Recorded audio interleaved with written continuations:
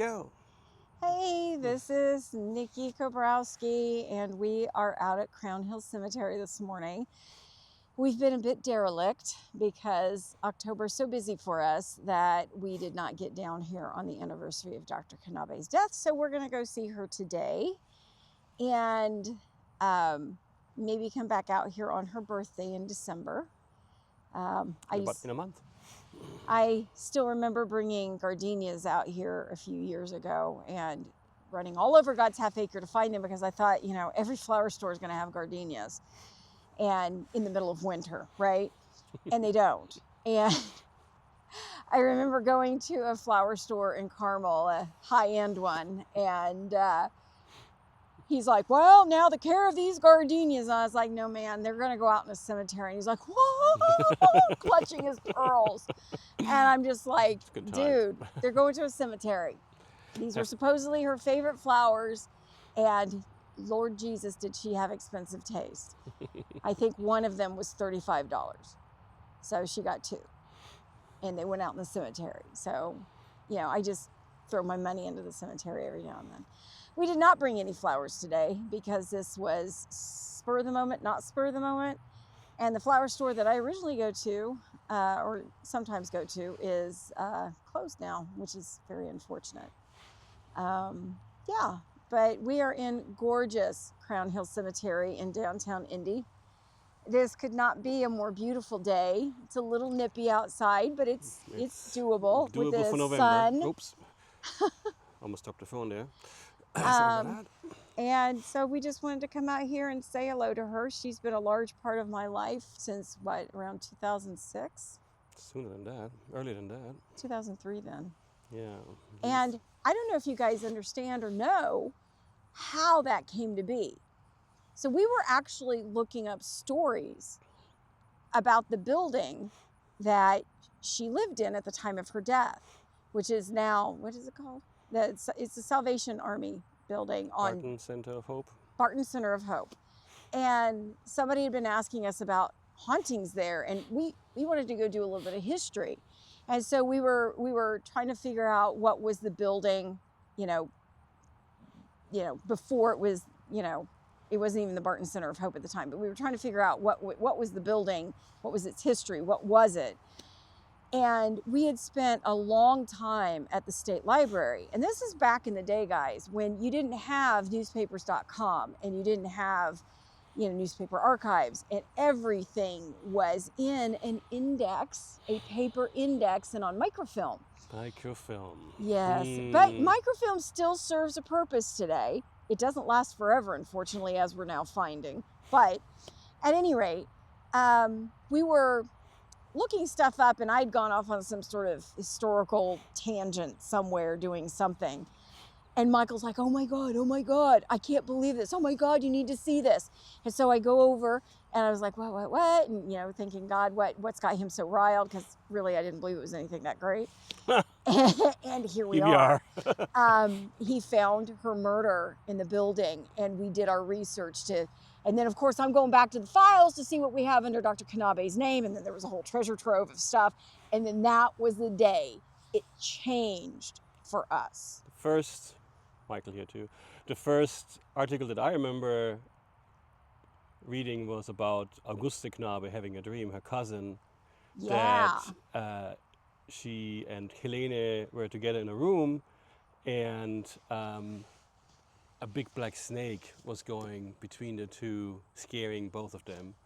And she woke up and be all scared. And that was the night that she was murdered. Helene was.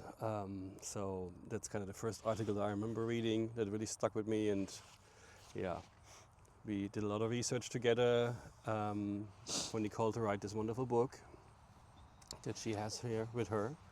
Can you show the cover? A lot of people know it already, of course. But yeah, it has her life, how she got started in Germany, came over, became a wonderful doctor here, did some great things for the state of Indiana. And it has a whole true crime area. Oh yeah. It examines, technically murder. It examines everything. It tells who she was as a person, how she got to where she was at the time of her death, all the wonderful things she did. And then it talks about all the different theories. Suicide, unhappy in love, you know, that she had a lot of enemies and those sorts of things. So I'm gonna read you a couple of sections. The first one I'm gonna start off with is the one about the black snake, like Michael was talking about. On October 24th, 1911, Augusta Knabe had a dream. In it, she saw a big black snake winding its way between her and her cousin, Dr. Helene Hermina Knabe. The snake, with its sharp, spiky fangs, leered at the two women, almost begging them to make a move. They were frozen with fright, clinging to each other. It was ready to strike, and it was only a matter of time before it had its way. Augusta woke with a start, drenched in sweat. Her eyes darted around the darkness as her mind came out of the dream. Augusta heard familiar sounds, the ticking of the clock, a horse clopping down the street, the creaks of her stepfather's house on Bates Street. Augusta was sure she was just feeling guilty. She decided not to have tea with Helene yesterday after shopping. It was just that the streetcars got so crowded around that time. Slowly, Augusta returned to a fitful sleep. When she awoke in the morning, Augusta made her way to School 33, Whittier's school, to teach German for the day. Shortly after she arrived at the school, Catherine McPherson, Dr. Knabe's assistant, phoned her. Something terrible has happened to Dr. Knabe. Augusta arrived at Dr. Knabe's apartment within a half an hour. She noticed the blinds in Dr. Knabe's laboratory and bedroom were up and the lights were burning. Catherine met Augusta in Dr. Knabe's office. And then all hell broke loose. The crime scene had a lot of people coming through because they couldn't get the doctors they called, so the doctors' wives came. And then finally some doctors came and they're like, no, we need the coroner. So then they're coming in, and by this time they've had a dozen trillion people, you know, poking through everything. And finally somebody called the police. And then finally somebody called the police. Now, the police thought that she had initially committed suicide. Up to a year later, they thought that she had committed suicide. Even though the coroner said no. Yep, the coroner said no. And even the ladies who were also doctors who were trying to raise money to, get a private detective or something had death threats, which, they ignored because they thought that this was that important to take care of and to see through until the end. By the way, Nicole is using German Kleenex here. I am. This is going to be, Tempo. we're going to tag Tempo in this video. Yes. Tempo. Let's talk about Tempo for a moment. If you want to sponsor us, Tempo. Look, Tempo, look. Look, this is a German Kleenex. Do you see how good that is? Thick. It's like some of the napkins you get in some of your better restaurants that don't have cloth napkins. And I'm just going to be gross. You get the full sound effects today with our microphones. Yeah. DJI microphones, by the way. Look at that. Look at that. There's no crud on your hands. You still need to hand sanitize. But dang, you don't have like a hot dripping mess all over you. So. And Tempo is probably, Dr. Knabe probably knew it because I think they're over 150 years old. I'm going to say it. Dr. Knabe would have approved Tempos. Dr. Knabe, Tempo. Dr. Knabe and Tempo. We're going to give you some of this money, lady. I promise. Tempo. Get yourself some Tempo. They are more expensive, but you use far less of them. I go through a huge box of Kleenex every week because I have chronic rhinitis and I'm getting over a sinus infection. So there's our sponsor for the day that's not. All right, back to Dr. Knabe. So eventually some folks were indicted because Augusta didn't want to deal with being the executor of her cousin's estate, perhaps. I don't know what her motivation really was. She appointed Alonzo Ragsdale. Alonzo had been somebody, a funeral director that Dr. Knabe had used in the neighborhood, and she promised him, oh yeah, when I die, you'll get my business. They had this banter back and forth. And so he was the executor of her estate. Well, there was some question about microtome blades missing and a kimono that was washed while it was supposed to be under his watch, and it came back and it was all faded, which became part of the trial. And, without giving anything away, eventually Alonzo Ragsdale was indicted, and also somebody that was in a position of power over Dr. Knabe. Who is also buried in the cemetery. Who's also buried in the cemetery, but we're not going to go see him. No. I've seen him once, and that was enough. Dr. William B. Craig. B for anyway. Moving Blair. on. Oh, Blair. Okay, Blair. Mhm. All right, let's get that straight. And William B. Craig was the dean of students. So he was a medical doctor, but he was also the head of the Veterinary College of Indiana. And at this time, until around 1912, people did not have to have a veterinary credential to be a veterinarian. And he preferred to work with animals because he didn't like people. Yes, he said he preferred to work with animals because they didn't kind of bitch at you like people.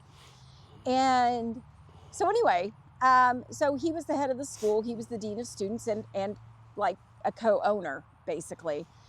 And so she was the chair of hematology and parasitology at the school. And she had had some issues with him because she was also going to school to be a physical education teacher so that she could work at the North American Gymnast Union, which is in the Athenaeum building. And Das Deutsche Haus. Das Deutsche Haus. And so there was some question about moving her classes around, and Dr. Craig said, well, fuck her.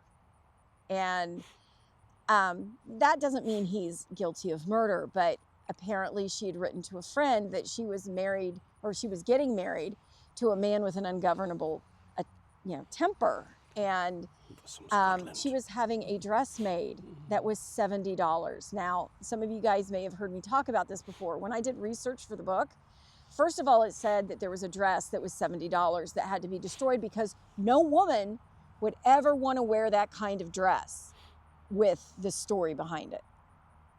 This is during a time when things were used, reused, and used up. And a $70 dress, that was pretty expensive for the day. About $1,500 in nowadays money or so. So if you think about it, what kind of dress would have cost that when yard goods were like pennies on the dollar? If you think of a regular dress, she would have needed at the time maybe 4-5 yards of fabric. That's a couple bucks. Plus whatever she put on it. Still not $70.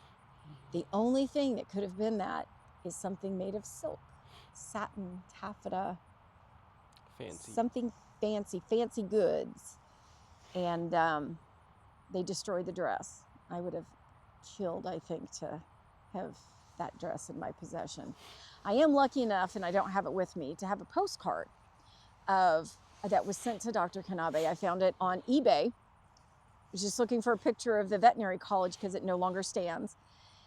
I was looking for a picture and I found one. And it's like, yeah, and I looked on the back and it had people out front, and I looked on the back and it says, you're cordially invited to the commencement ceremony in 1910, a year before she died. And I was like, to her. It was to her. And I remember sitting at my desk and I was like, I thought she had an attack or something. yeah. I was like, so then once I won it for an obscenely low amount of money, like a couple bucks, I asked the guy, I was like, hey, do you have anything more from her? Do you have anything from the veterinary college? And he didn't, but it was awesome. Can you come from the East Coast? I don't remember, but boy, I was so excited. I mean, what are the chances that you're going to get that? Picture of it is in the book, I think. It is. It is. I just don't want to go find it right now. It's fine. But the trial happened, and William B. Craig first, and it was weird because both these guys were allowed out because on $10,000 bonds, and at the time you couldn't be out on murder charges, and they were. So that kind of tells you how it went. Craig, read the details in the book. Craig was tried. He was acquitted. Details in the book of how and why. Excuse me. And Alonzo Ragsdale, therefore, all the charges were dropped because he was an accessory after the fact. So, before we paint her as a tragic person, she overcame so many odds. I just want everybody to know this. She and myself, we have such a bond there with the things that I've gone through in my life and the things that I've achieved, the things that she's achieved. And I just wonder what it would have been like for her if, one of her classmates went on to serve in the military as a surgeon at a time in World War I when women wouldn't be allowed to do that under normal circumstances. And she made a career of this, and she became so well known, and she did such marvelous things. She was one out of 2 women to graduate Yes. the same year in 1904. And I really think that Dr. Knabe would have done the same thing in her own way.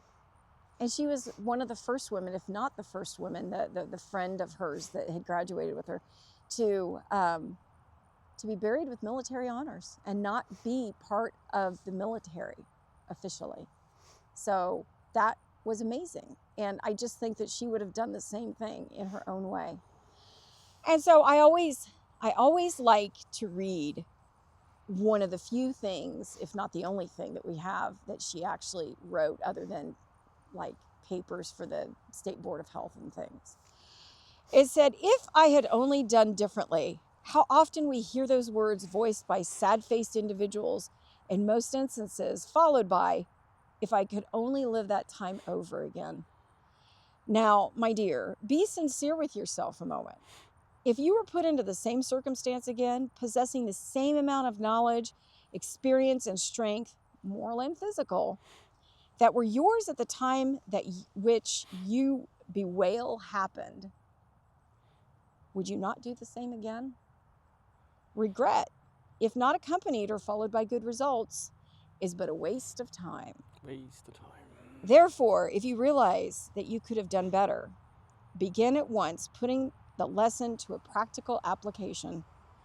Make the best of what is left. There remains always an abundance of good. Use that to its fullest capacity, and there will be no deficit when the final balance is taken. Many of the trials which seem so hard to bear are necessary to bring out the best in us. Then why worry over that which is past? Why look back when our paths lead forward? If you are to make the best of every opportunity life affords, it will keep us busy.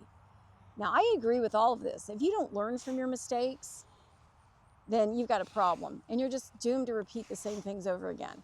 It has been a tumultuous year for me and some things in my life. And I go back to these words, and it's like, would you have done anything differently? Nope. If you had, would the outcome have been different? Nope. You know, did you do your best? Yes. What else have you learned from this, though? And I'm trying to take those lessons forward, because even at my age, you can still learn something new. Have to. Always. Or you might as well just kick the bucket. Now, the one thing that she does say, if we are to make the best of every opportunity life affords, it will keep us busy. I don't think she meant it the way that I took it when I originally read this. Like, let's just keep busy and, you know, everything will be hunky-dory, because that's not the way. You know, you can't ignore what's going on.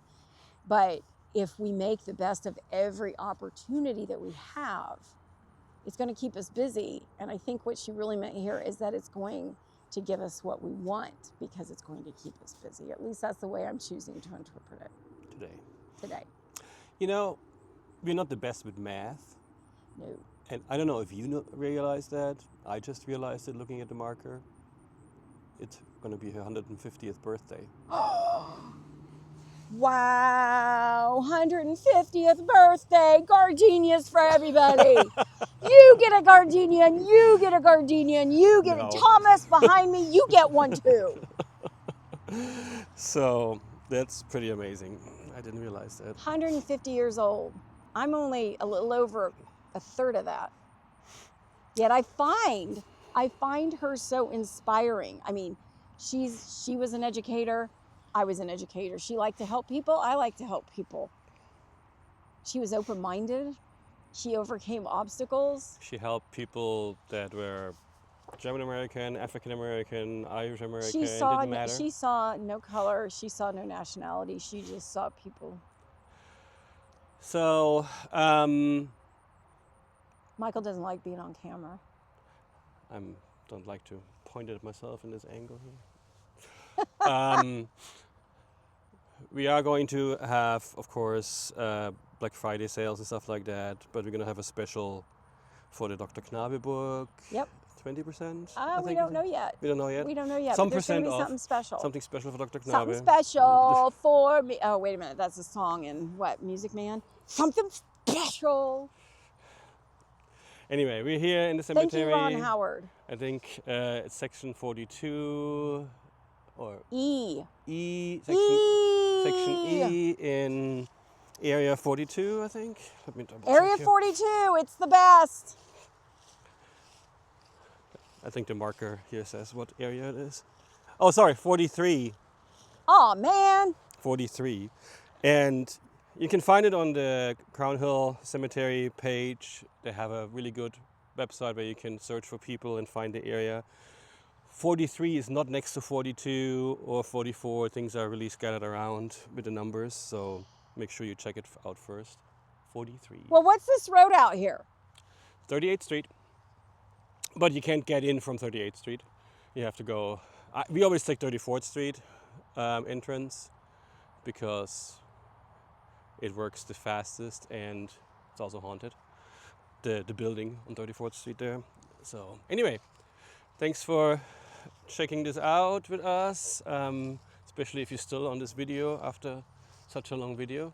We recorded it. We didn't want to put it on Facebook Live. Because Facebook Live sucks. Plus they delete the videos quickly, so we're going to put this on YouTube. Plus we're trying to do more videos and things like that more often for everybody. It's really hard when we have a lot going on. Yeah. But especially this winter, we're going to try to do some more. Yeah, but anybody who watches this, if you have any suggestions or ideas for things, let us know and we'll see what we can do. Okay. Bye. There's a loud car coming by. It was loud. Anyway, have a wonderful weekend and happy Thanksgiving. Happy Thanksgiving.